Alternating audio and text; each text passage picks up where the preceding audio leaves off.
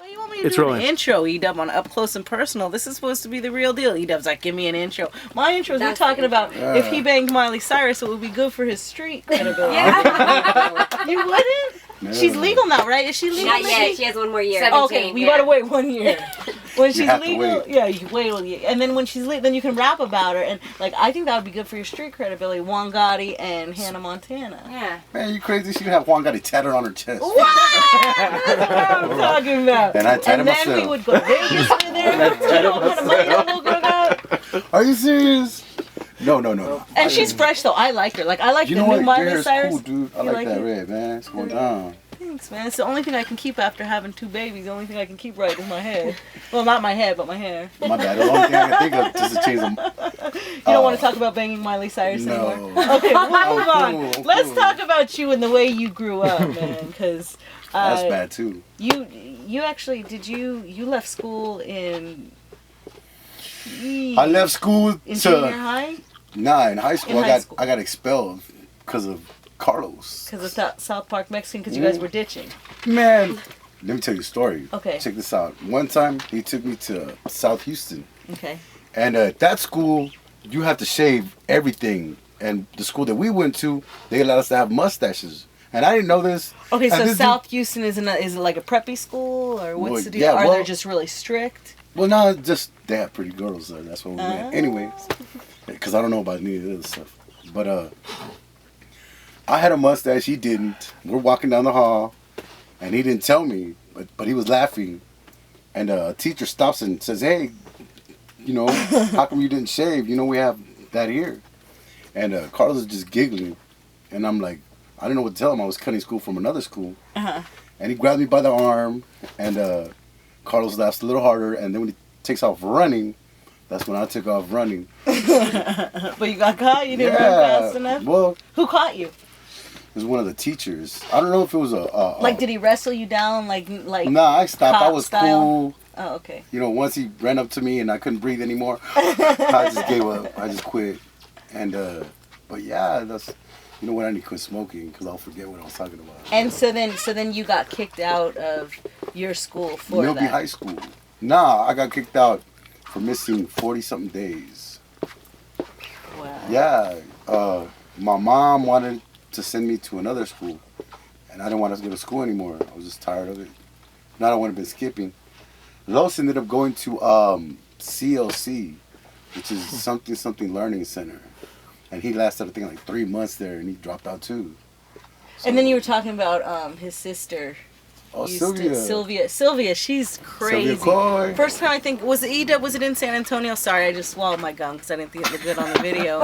It's still like stuck right here. That's old school. I ain't swallowed my gum in a minute. Sylvia was the first time we met her in San Antonio? Yep. Yeah, and she was wild. Like, that's my girl. So she was doing hair back then, right? Yeah. And she'd send Carlos all jacked up to school? One of the things that you can say about Sylvia is I think she's one of the major contributors to South Park Mexican's career because she's like a marketing genius. I don't know what she's doing hair. Actually, she was one of the people that contributed to me blowing up as well. She would set up tours and like would come up with all kind of ideas, promotional stuff, and we had no idea she was capable of this stuff. And that's SPM's big sister. Yeah, well, she's the one that blew up SPM in Houston. We all wondered who put all this stuff together with Sylvia Coy.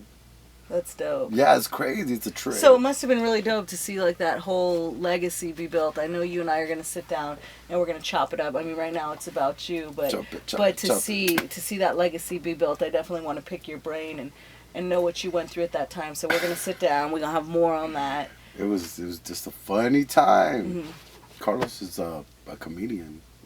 If you can't hear it in his music, you ought to see him in live. Yeah, what's crazy is that all the times we did Pocos, him and I would chop it up on the phone, and man, he was a fool. He would call me from these places. I'd be in the middle of my radio show to be, yeah, I'm over here, and I'm eating this, and I'm eating that, and it was always like seafood based. He like he was one of those real eccentric type of people. Yeah, Heineken's and Hydro.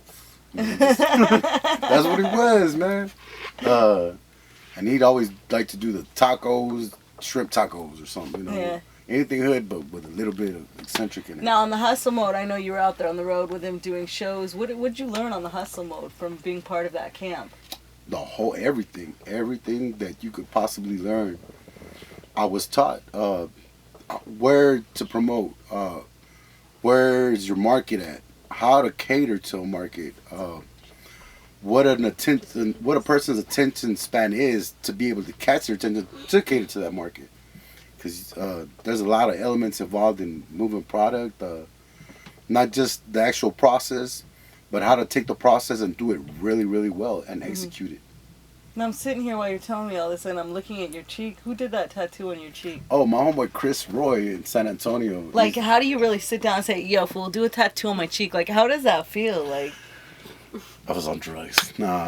Is that like, that's got to be crazy pain. Well, check this out. What is that tattoo of? 'Cause it's a Y for my mom's name. That's dope. It's the Aztec God of War bottom piece, a skull for death. And this, we're coming up to 2000 or 2013. Oh, stop it. Don't even talk about that. You're going to start getting me all freaked out. Yeah, nah. Well, that's the end of Natural Man, huh, Carolyn? The natural man. Nah. So what does that mean? It's a joke. To you. This dude came up to me, and we were in a gas station, and he goes, what does that mean, dog? What is that? Because I was just pumping gas. Mm-hmm. So I just made something up and just lied. Mm-hmm. I said, oh, this represents the ending of the Natural Man era. I'm just making this stuff up. And I was like, this represents the ending of the Natural Man era, because what y'all think that the Aztec calendar is going to stop and all kind of stuff is going to happen is wrong. What's going to happen is by 2013, everything that was natural is not going to be natural anymore. Nobody's going to be doing this. Everything's going to be like computerized or whatever. And I was like, oh, for real? And I was like, yeah, you didn't know it? Oh, that's gangster. Yeah, and I was just lying about everything. Mm-hmm. And this dude almost turned into a Natural Man follower. Do you? For real. I promise, man. And she was there. She was just cracking up. I can't believe you told him that. Do you believe in the 2013 end of the world? No, not really. I believe something's going to happen, but I don't know what's going to happen. Yeah, man. It's too. I just got new babies. I don't want my babies to end of the world before they're 4. That's we were checking it out the other day. They're having all kind of weird hurricanes and raining on top of 103-degree weather in Cali. All kind of unnatural stuff. Earthquakes everywhere you don't expect. Yeah. Unnatural tits and lips everywhere. I think I've seen some of those. Yeah, huh? When you were out in Cali, you like that? A lot. Are there as many fake titties in Texas as Cali? Really, I haven't. You know what? I have to do the fake titty tour to see that. Yeah, you know what? You should do the fake titty tour. Speaking about fake titties, your craziest groupie experience. Oh, I can't even say that. Come on, dude. Come on. Do it for Khool Aid. All right. I don't know. I think it's when I was dating 2 sisters or whatever, and I didn't even know. But I was like, I'm stupid. You didn't know. How do you not know? You know. Well, no. It's because like what we do, and I can't believe I'm telling you this. We'll get a bunch of hotel rooms, and we'll put a girl in each room, and we'll go from room to room to room. And I got 2 sisters, and when they were leaving, when I kicked them out, they ran into each other, and I was just, it's not crazy, but it's just weird to me. That's something I thought I'd mention. So that's fresh. So then did they come back at you like, oh, you're with my sister? And what they did, they started a big old fest? Nah, one threw a shoe at me, but then I ran. And I forgot to give him my number, so they would call me. Where you at? I was gonna go with my sister. Oh, that's gangster. I love that, man. All right, what's your favorite food? Favorite type of food for Juan Gotti? Yeah, y'all gonna laugh. I like egg drop soup. Oh, that's bomb. Little soy sauce. with what are them egg rolls? Spring rolls. Dipped in that peanut butter sauce with fried rice. Wow. I would. Okay, I'm not. I get blazed out and just chomp away. And your favorite restaurant to go to? It's got to be back at home. I don't think I have a favorite restaurant. What's your favorite candy?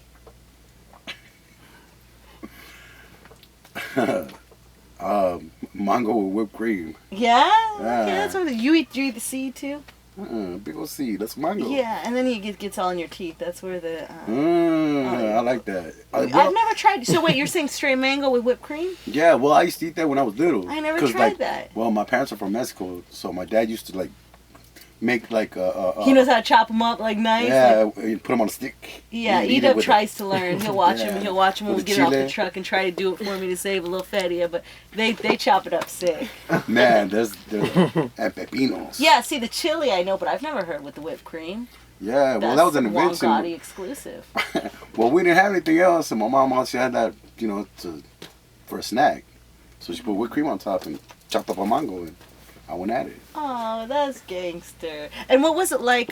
So your parents came out here. You were born out here. Well, I'm the reason that they moved out here. I was the only one in my family to be born in the United States. My mom got a little bit of a permission to be able to deliver me here, and once I was born here. What's a little bit of permission mean? She went to your tia's house. No, they filed with immigration. Oh, that's for her to deliver me in a hospital barely across the border, because at that time in Piedras Negras they didn't have the facilities. I guess for my type of birth or whatever the hell I was born, and they let her come over here. And after I got papers here, I was able to bring my whole family here. That's dope. That's a lot on your shoulders. And culturally, it must have been different for your parents. What did your parents do in Mexico? Make babies, because I got a bunch of sisters. What'd your dad do? He used to work at a place called La Concha. He was just a laborer, really. And what did he do here in the States? He was a crane operator at a concrete company. Well, he did that, and he was a preacher. I love that man, because he made me what I am. I remember my first time that I owned my own tattoo shop. I had a tattoo shop before I got into music. And my dad was always calling me a bum. You're a bum, get a job. And I'm like, Dad, calm down. Wait, check this out. I took him to my first shop, I was like, I want to show you what I got, where I work at. Oh, you got a job? Well, come on, I'll drive you. So he's taking me to my job. And this is kind of sad. I pull up to the shop. I was like, look, Dad, this is my shop. This is my business. I own this business. And he got all emotional on me, and he's like, I didn't raise you to do this type of work, and you should be doing bigger. Oh, man. So tattooing's out the window. I was like, all right, I got to do something else. Started praying. Got into music. I don't know how, but it happened. And then I ended up at the Grammys, whatever, trying to show my dad, hey, Dad, I'm at the Grammys. I didn't raise you like this, I swear to God, man. And then when he seen the tattoos, he tried to wash them off with a bar of soap. They weren't coming off. I remember when he seen my neck. Why is your mom's name on your neck? That better be your mom. It's my mom, Dad. It's Yolanda. It comes off, right? No. Ven pa acá, muchacho. Took me to the restaurant and tried to wash it. And he's smaller than me. I got a little bit bigger. And I remember my dad trying to put his elbow on my shoulder and just kid me. Yeah. And wow. Yeah. He wanted you to be Dr. Juan Gotti, right? Or Attorney Juan Gotti. Well, when I was little, since he knew I could draw, he wanted me to be an architect. He's like, be an architect, mijo. And I'm like, oh, man, that's a Brady Bunch's dad, whatever. It ain't for me, dog. And he's like, you need to do something. And I don't know. Here I am next to. Well, you're doing your thing, and I'm sure God rest his soul. I'm sure that's in his heart, and he knows that. Man, that was an angry Mexican. You still go to Mom's for mangoes and whipped cream? Nah, not really. My mom stays real busy now. She's always doing something. She never has time to cook anymore. I try to bribe her, but it don't work. But now you all grown up. Yeah, now I cook for Mom instead of her cooking for me. Now you gotta make it on your own, my homeboy Juan Gotti. That's how we do it, up close and personal. Your girl Khool Aid holding it down. What you know, Pocos Pero Locos, live from the BeatBox Pros Studio.